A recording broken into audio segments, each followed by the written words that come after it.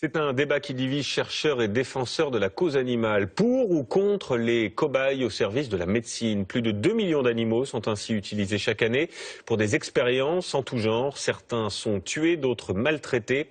Alors est-ce de la cruauté ou un mal nécessaire? Les images que vous allez voir sont difficiles. Enquête signée Florence Bouquilla et José Boulestex. C'est presque un miracle pour cette Américaine. Totalement paralysée depuis 2002, elle peut dorénavant effectuer des gestes simples. Manger du chocolat, avec un bras robotisé qu'elle commande grâce aux micro-électrodes implantées dans son cerveau. Pour en arriver là, c'est ce singe en arrière-plan qui a servi de cobaye. Chez lui, les chercheurs ont longuement étudié comment il réussissait à mobiliser ses prothèses de bras. Grâce à cet animal, donc, l'Américaine retrouve un peu d'espoir. Un petit carré de plus pour une femme, une bouchée géante pour la recherche. Cette médaille scientifique a son revers. Étudier le cerveau d'un singe, ça ressemble aussi à ça.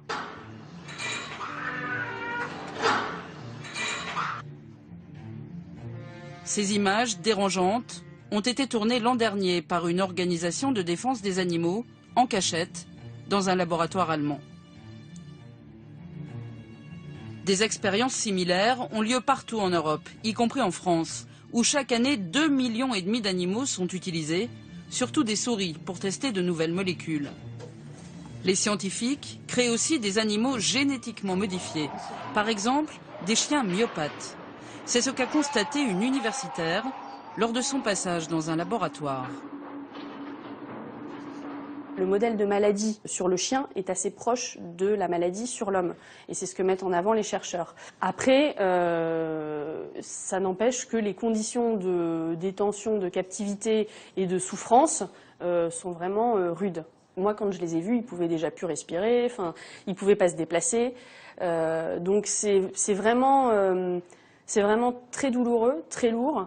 Devant cette souffrance animale, des voix s'élèvent pour demander la fin de ces expériences, mais selon ce cancérologue, c'est impossible.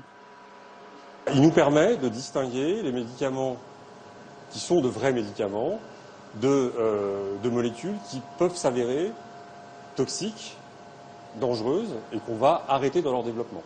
Donc c'est un maillon, l'expérimentation animale, à ce jour, c'est un maillon qui est complètement indispensable. Pourtant, ces jeunes chercheurs spécialistes des cancers des voies respiratoires refusent de travailler sur l'animal. Ils ont choisi une alternative, utiliser des tissus humains prélevés lors d'opérations chirurgicales. On isole les cellules et on les place sur ces petites coupelles.